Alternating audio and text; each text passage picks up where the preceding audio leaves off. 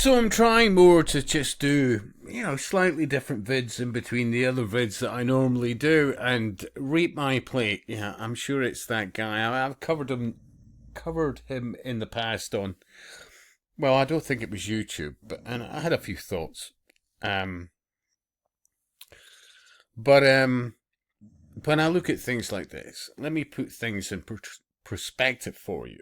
There was a time in my life where a fry up, and I'm like, oh my god, that's great. Especially after you've been a night out with friends, whatever else, you're on holiday, blah blah blah. You know, few things are more desired by most people than in the UK anyway, than a good fry up. There's no arguments there. Absolutely get it. But the more you wake up, the less likely you are to do that regularly. Like, really, seriously. And I had some experience in the food industry in the late 80s, etc., and beyond. And at one stage on a course, I actually had to make baked beans. Yeah. A lot of sugars involved in it, by the way. And then, of course, remember, usually these baked beans are in cans, and the cans have got the BPAs and the BPSs. Then add to that the table salt, which is a salt you genuinely need to avoid, but, apathy and, I mean, you need salt, but Himalayan or sea salt would be the ones I would recommend, and, you could look into more detail. Black pudding. Now, there is some black puddings out there that are very beneficial for you, but I wouldn't have it every day, seriously. Yeah.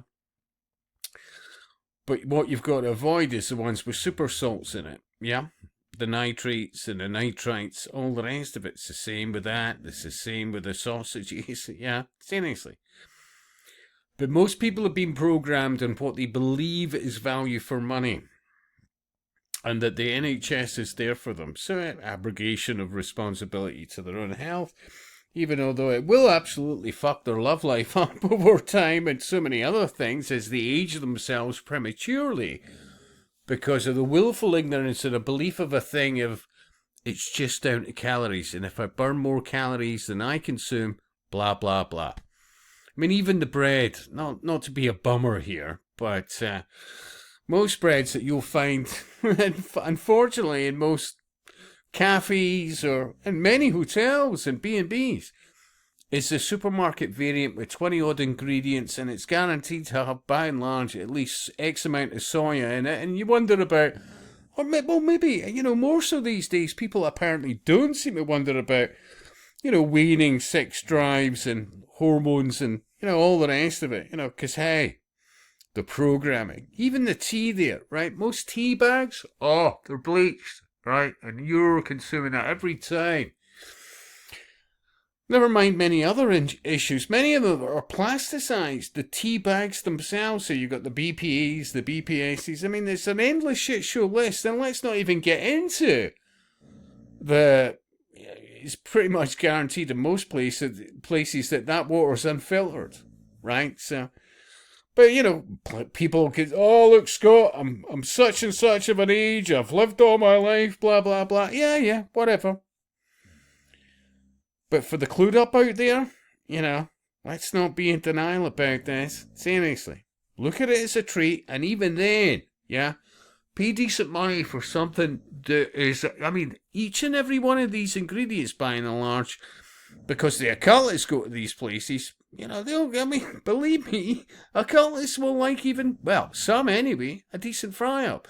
But I can assure you, every single ingredient there is a completely different kettle of fish, including the bread, which will be artisan and roughly about 4 ingredients, blah, blah, blah.